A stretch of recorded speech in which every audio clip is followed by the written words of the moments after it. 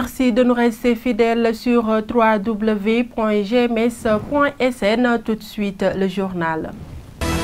La journée mondiale de la lutte contre le tabac est célébrée ce jeudi 31 mai 2018. Le groupe Média du Sud a fait un tour dans la ville pour recueillir les avis des populations par rapport à cette lutte contre le tabagisme. L'université Assane Seck de Ziguinchor est confrontée à un problème d'assainissement. Les toilettes des campus de la dite université sont dans un état d'insalubrité qui risque de se répercuter sur la santé des étudiants. Les autorités universitaires sont interpellées face à cette situation. La rubrique culture, l'actualité internationale, la page des sports et la revue de la presse mettront fin à ce journal. Tout de suite, le développement. Bienvenue à tous. Le tabac continue de faire des ravages dans le monde entier. Plus de 7 millions de vies humaines sont perdues annuellement à cause de l'usage de la cigarette. Des chiffres alarmants qui ne semblent encore rien dire pour les fumeurs. Reportage. Chaque année, plus de 7 millions de personnes meurent du tabagisme contre quelques 4 millions au début du XXIe siècle, selon les nouveaux chiffres de l'Organisation mondiale de la santé. Malgré ces chiffres alarmants, certaines personnes continuent toujours de fumer. La cigarette est très dangereuse, vraiment c'est très dangereux. Parce qu'en ce mois de carême, par exemple, si je gêne jusqu'à le soir, par exemple, j'achète de la cigarette. Si je fume un bâton, je le sens que la cigarette n'est pas bon. Auparavant, j'avais mes grands frères qui fumaient. Et des fois, ils te donnent de la cigarette pour te dire va allumer la cigarette là. Oui. Maintenant, en allumant cette cigarette là, tu fumes avant de leur donner. Donc, c'est en ce truc là que je suis tombé sur ce truc là. Oui, je continue à fumer, mais pas tellement quoi. En plus d'avoir des impacts négatifs sur l'environnement, le tabac est aussi nuisible pour la santé des populations. Mais bon, la cigarette, c'est quelque chose de très nocif pour la santé.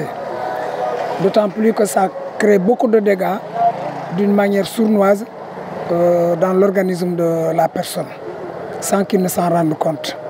Quand nous étions à l'école, ils nous disaient tout souvent, ça noircit les poumons et le cœur aussi. Et je sais que ce qui noircit les poumons et le cœur, c'est pas bon. Les mesures prises par l'État du Sénégal pour protéger les non-fumeurs sont appliquées par certains lieux fréquentés par les populations. C'est le cas de cette auberge de la place. C'est interdit de fumer à l'intérieur, que ce soit au niveau des chambres. Là où le public se rassemble, c'est interdit, strictement interdit de fumer là-bas. Et aussi, on a aménagé quelque chose comme le jardin pour, par exemple, les fumeurs, s'ils veulent fumer et tout, qu'ils puissent aller au jardin pour fumer. Mais à l'intérieur de l'hôtel, c'est strictement interdit de fumer là-bas. Selon l'Organisation mondiale de la santé, le tabac pourrait provoquer au cours du XXIe siècle jusqu'à 1 milliard de morts dans le monde. Donc, n'est-il pas temps que les fumeurs prennent conscience des dangers du tabagisme sur les populations? Les étudiants de l'université Assane Seck de Ziguinchor ne supportent plus la situation dans laquelle se trouvent les toilettes de leur logement. Ils interpellent les autorités universitaires face à cette situation, non sans sensibiliser leurs camarades sur l'entretien de ces toilettes. Écoutons ce micro-trottoir réalisé par Maïmounaba à l'université de Ziguinchor. La question des toilettes là, c'est une question déplorable parce que depuis tout ce temps, les toilettes, je peux dire que les toilettes sont impraticables parce que vous l'avez vu, je ne peux pas comprendre en tant qu'université les étudiants vivent dans des conditions pareilles. Là, c'est déplorable franchement. On est là de longueur de journée, on loge ici et vous voyez ces toilettes. Les toilettes, on ne peut pas les utiliser. Maintenant, si on a besoin de toilettes, on est obligé de se faire. Et toutes les pathologies qu'on peut y prendre, ça c'est déplorable. Certaines sont obligées de sortir, mais certaines sont obligées de faire avec.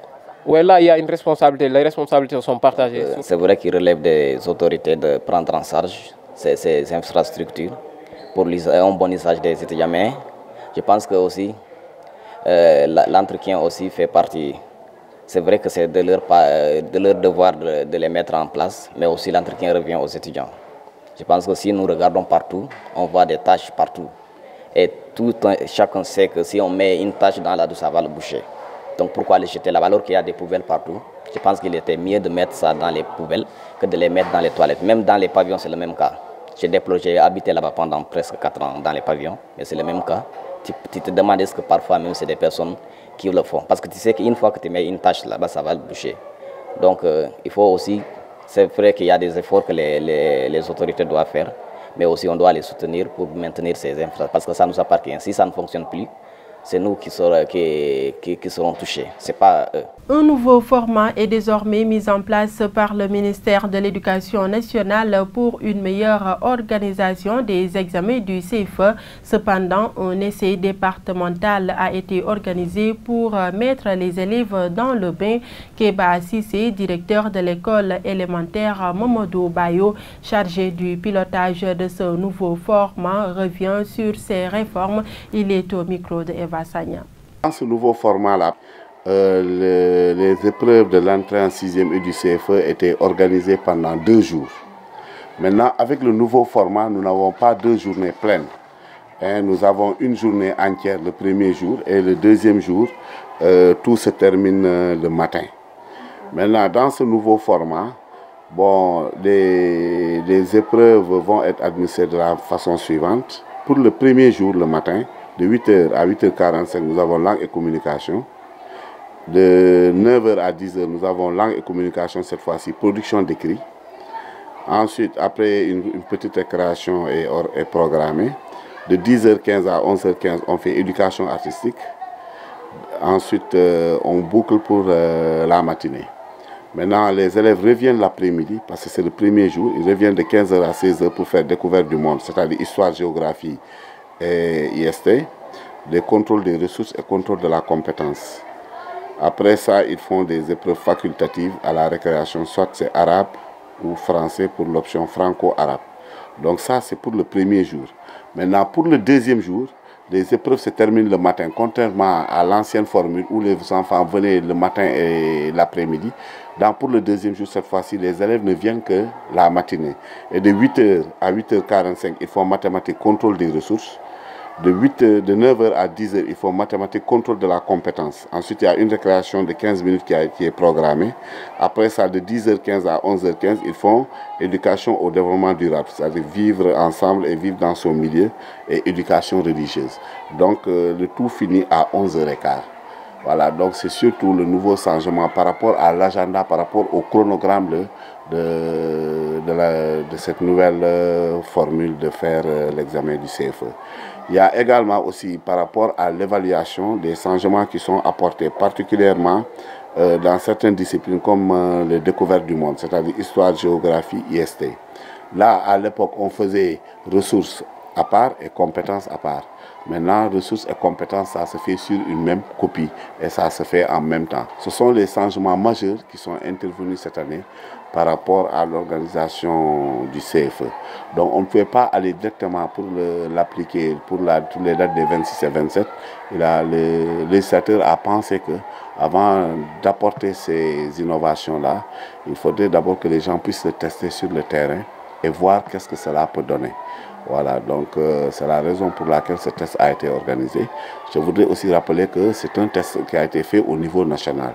C'est dans toutes les académies que ça a été organisé et l'ensemble des IF du Sénégal. Religion à présent, le 14e jour du mois de Ramadan avait coïncidé avec la naissance de Cheikh Abdou Khadre Djeylani, occasion saisie par le Daïra Ali Beyti Rasoul de Cheikh Mahfouz pour célébrer l'anniversaire du fondateur de la Khadria. Cheikh Bouna Aïdara revient sur le sens de cette manifestation. Il faut dire que le 14e jour du mois de Ramadan coïncide avec l'anniversaire de Cheikh Abdou Khadre Djeylani. Et Cheikh Abdou Khadre Djeylani, c'est une longue histoire, mais il faut dire que c'est le parcours fidèle de la descendance du prophète Mohammed, paix et salut sur lui. Et aujourd'hui, avec le Daïra Ahli Beyti Rasoul, avec nos Cheikha Adja Ndak Samb et Adja Ndey Sadio et vous, Adja Mané, toute cette confédération de Daïra musulmane chérifienne ont célébré aujourd'hui cette journée de 14e jour du Ramadan de Cheikh Abdul Qadir Jilani. Qu'est-ce qu'on veut montrer à travers cette journée? C'est le retour à Allah subhanahu wa ta'ala, mais c'est aussi le retour aux valeurs islamiques, les valeurs de paix, de solidarité, de pardon et de partage.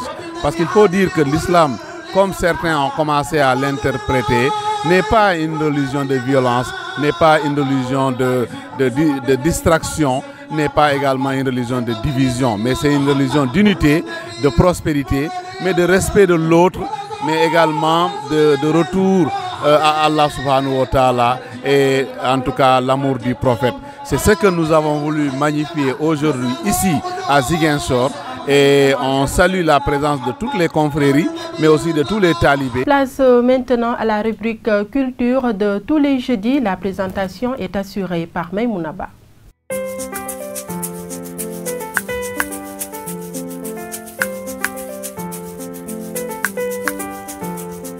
Bienvenue à tous dans votre rubrique hebdomadaire culture de ce jeudi 31 mai 2018. Bienvenue à tous dans ce numéro.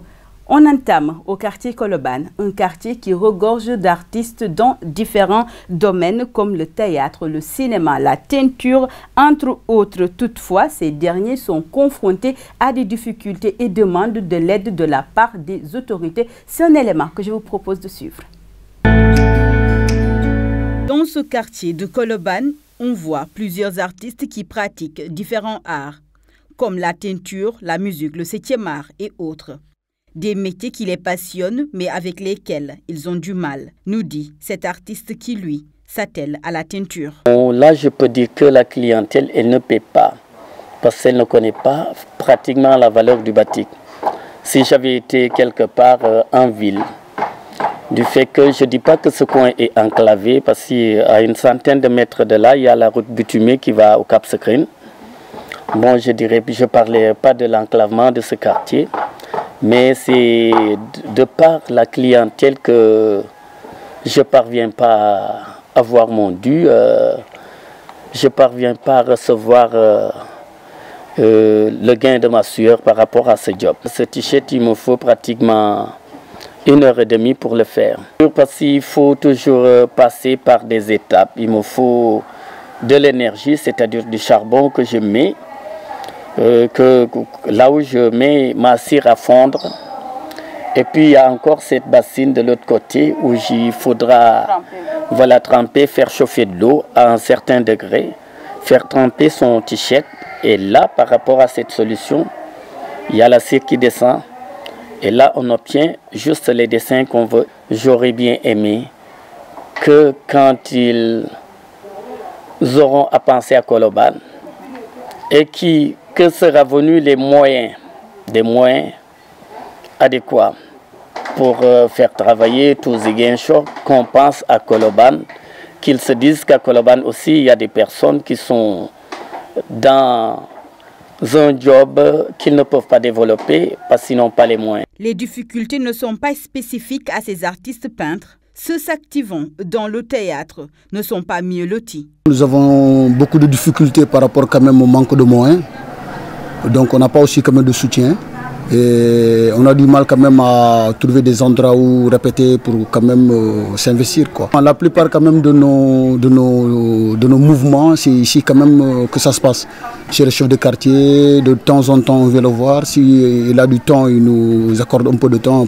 L'appel que je veux lancer, c'est juste que ce soit les autorités, que ce soit quand même l'État. Ils n'ont qu'à essayer quand même de nous trouver quand même un endroit où on peut quand même s'investir quand même du côté de la jeunesse, parce qu'on a du mal quand même à l'avoir, que ce soit du côté des enfants, ils n'ont pas quand même d'espace vert, que ce soit quand même des jeunes, surtout quand même le boulot. Et nous quand même on veut vraiment aller vers l'avant quoi. Donc pour quand même cela, on a besoin de l'aide. L'aide c'est juste nous trouver un endroit où on peut quand même faire nos répètes. Et en plus, nous accompagner quand même durant quand même notre parcours. Des jeunes qui font grandir leur quartier, voilà l'ambition de ces artistes qui comptent sur leur talent pour jouer leur partition dans le développement de leur quartier. Une ambition que l'autorité doit soutenir pour le développement de Colobane. Le festival Musique Métisse à Angoulême ouvre sa 43e édition le vendredi 1er juin à 19h avec 47 Soul. Un groupe palestinien basé à Londres, difficile de jouer en premier, à une heure où l'ambiance n'est pas encore lancée. La puissance de leurs prestations, l'énergie de leur électropop oriental, croisant, synthétiseur, guitare électrique, percussion. Formé à Amman en 2013, après quelques échanges sur la toile, 47 Soul réunis de jeunes trentenaires qui ont la niaque et une force de persuasion. Leur premier disque en IP paru en 2015 s'intitule Shemstep, le nom choisi pour désigner leur cocktail musical.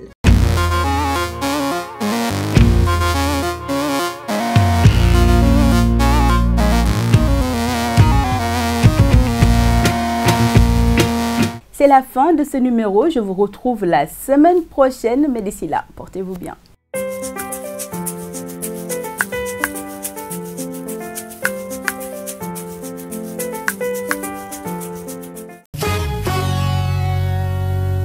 L'actualité internationale de ce jeudi 31 mai 2018 nous mène à Djibouti, en Ukraine et aux États-Unis.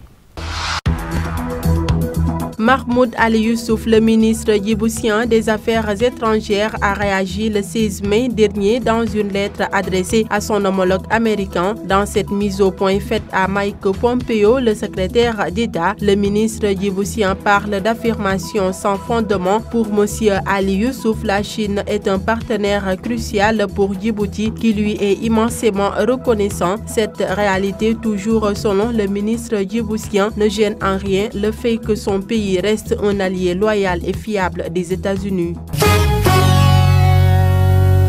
La fin justifie-t-elle les moyens? Nombreux s'interrogent après la mise en scène de la mort et de la résurrection du journaliste russe dissident Arkady Batchenko. Pour l'Ukraine, la réponse est oui. La mort de Batchenko était indispensable à l'arrestation du tueur, un homme recruté par les services de sécurité russes qui aurait été en charge d'une trentaine d'assassinats. L'Ukraine crie donc au complot commandité par le Kremlin qui lui dénonce une nouvelle provocation anti-russe. Lors du point de presse, Arkady Batchenko est apparu troublé et s'excusant auprès de sa famille hier, 24 heures après l'annonce de sa mort, un coup de théâtre salué par l'explosion de joie de ses collègues journalistes.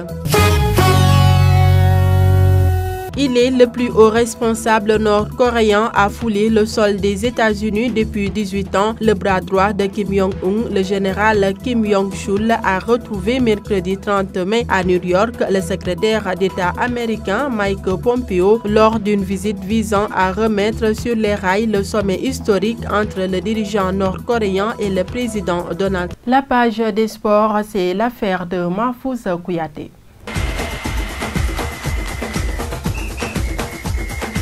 L'équipe du Sénégal va poursuivre sa préparation par un match amical prévu jeudi contre le Luxembourg, avec l'ambition de se rassurer et de rassurer ses supporters en perspective du mondial, 14 juin, 15 juillet.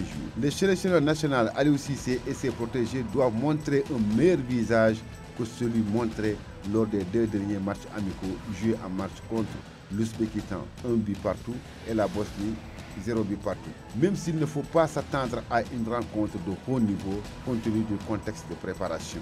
Le staff technique des Lions avait testé lors de ces deux matchs amicaux un nouveau système de jeu avec une défense à 3, lequel avait laissé les observateurs sur leur faim. Dès ce jeudi, il sera demandé aux Lions de rassurer surtout du point de vue contenu contre un adversaire qui ne fait pas partie des plus gros bras du football européen avec sa 83e place mondiale. Toutefois, les Lions rouges du Luxembourg, une équipe constituée en grande partie de joueurs amateurs, ont réussi à battre la Macédoine 1-0 et à faire match nul 0 but partout contre le bleu à Toulouse lors des éliminatoires de la Coupe du Monde 2018. Cela doit susciter la méfiance de la sélection sénégalaise qui a débuté véritablement sa préparation samedi dernier à Vittel, malgré le regroupement entamé le 21 mai dernier au Sénégal, comptant pour la première phase de la préparation. Voici les quelques résultats et programmes des matchs amicaux. Matchs amicaux joués hier, mercredi 30 mai 2018. Argentine bat Haïti 4 buts à 0. Pérou a battu Écosse 2-0. Panama et Irlande du Nord 0 buts partout. Japon s'est incliné devant le Ghana 2-0. Autriche 1, Russie 0. Centrafrique bat Ouganda 1 but à 0. Au programme pour ce jeudi 31 mai 2018, Roumanie jouera contre Chili à 16h. Moldavie jouera contre Congo. Luxembourg jouera contre le Sénégal à partir de 18h. Maroc jouera contre Ukraine également à 18h. Slovaquie jouera contre les Pays-Bas à partir de 20h45. Également prévu pour demain vendredi 1er juin 2018, la Corée du Sud jouera contre Bosnie-Herzégovine. Australie jouera contre République tchèque. Géorgie jouera contre Malte. Tunisie jouera contre Turquie. La France jouera contre Italie. Colombie jouera contre Égypte. Coup de tonnerre au Real Madrid, où l'entraîneur triple vainqueur de la Ligue des Champions, Zinedine Zidane, a décidé de quitter le club merengue. Une décision qui a pris par surprise l'encadrement, mais aussi les supporters du club madrilène. C'est une décision pour le moins inattendue, alors que la star portugaise du Real Madrid, Cristiano Ronaldo, avait laissé entendre ces derniers jours qu'il pourrait quitter le club. C'est finalement l'entraîneur du triple champion d'Europe, Zinedine Zidane, qui a décidé de rendre son tablier. Nous l'écoutons. J'ai pris la décision de ne pas continuer à entraîner l'équipe du Real Madrid pour la saison prochaine. J'ai parlé au président pour lui expliquer mon point de vue. Et je pense que c'est le bon moment pour tout le monde. Un départ qui, de l'aveu même du président du Real Madrid, Florentino Pérez, est aussi inattendu que regrettable. Même s'il a assuré en conférence de presse qu'il était persuadé que Zinedine Zidane ferait son retour un jour. L'ancien numéro 10 des Bleus, qui a connu une série de succès inédits au cours de sa toute jeune carrière d'entraîneur, a notamment expliqué son choix par le fait qu'il était nécessaire que le Real connaisse quelques changements pour continuer à gagner. Voilà ce qui met fin à l'actualité sportive dans ce journal.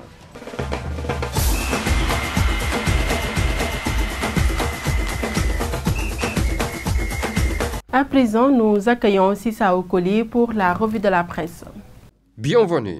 Les journaux sénégalais de ce jeudi parlent principalement de la sortie de Serigne Mountakha Mbacké, khalife général des Mourides, sur l'affaire Idrissa Seck, leader du parti Rewmi. Mise en garde de Touba note enquête sur sa page de titre. Alors que la tension ne cesse de monter d'un cran entre certains fidèles Mourides et Tidjanes suite aux propos tenus par le président de Rewmi, le khalife général des Mourides appelle les uns et les autres à la retenue et au calme. Le petit-fils de Cheikh Ahmadou Bamba, qui n'a pas voulu rajouter à la polémique, estime qu'il ne saurait y avoir de la place à la division entre les deux confréries qui ont toujours entretenu des relations cordiales et fraternelles. Touba s'insurge et met en garde, écrit Le Soleil. Serigne Mountakha Mbacké siffle la fin de la récréation, note pour sa part le journal L'As. Et dans une démarche d'unification, le guide religieux appelle à la sérénité et à la paix dans Sud Quotidien pour mettre fin à la cascade d'invectives ayant découlé de cette affaire. Les journaux Paris ce jeudi